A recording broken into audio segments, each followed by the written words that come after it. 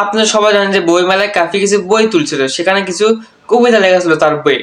তো আজকে আমরা সেই কবিতাগুলো দেখবো যে কাফি কি এরকম কবিতা লিখছে। শেখাখোর চল না কথা বাড়ি, আগে আমরা শেখাখোর কবিতাগুলো পড়ি, তার প্রাক্তনকে নিয়ে সে কি কি লিখছে। যে যাকে ভালোবাসে সে তাকে ভালোবাসে না, সে তাকে ভালোবাসে সে তাকে ভালোবাসে না। দেখছেন, একদম পুরো শেখাখোরদের মতো কবিতা। তারপর একটা পড়ি। দিনগুলো কি হলো।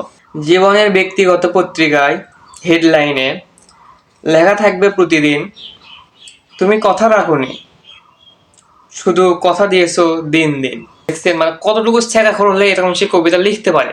পুরো একদম শেখাখোরের মতো কবিতা।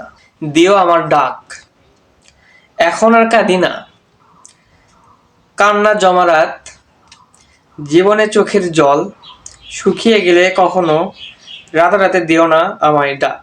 এগুলো কবিতা কি অর্থ কি বুঝবেন কি এগুলো? তো শোনেন আর কিছু কবিতা শোনেন, আর দুইটা শোনেন। শুকনো ঠোঁট, বাহ। একবার নীরবতায় গিয়ে দেখো, রয়েছে আমার শুকনো ঠোঁট দেহ। মানুষ কতটা নীরব হলে নীরবকেও ভালোবাসে ফেলে আরো আরো। কবিতা, এইগুলো হচ্ছে আমাদের কবিতা। তো শোনেন আরেকটা শোনাই আমি আপনাদের। প্রতারক, সে তার প্রাক্তন তাকে ছেড়ে গিয়েছে, সে প্রতারক দেন কি লিখছে। আপনি ভাবছেন পৃথিবীতে প্রতারক নেই, অথচ পৃথিবীতে প্রতারকের অভাব নেই। তার সাথে যে মানে প্রেম করে শেখা দিয়ে চলে গেছে, সে বলেছে প্রতারক। মানে কাফির বই যারা কিনবে তার শুধু শেখাখোর, মানে সে কাফি কিভাবে শেখা খাইছে, কিভাবে শেখাখোরের কবিতা হয় সেরকম শুধু কবিতা পড়বেন শুধু। মানে এক কথা শেখাখোরদের কবিতা ভরে দিছে পুরো একটা বই।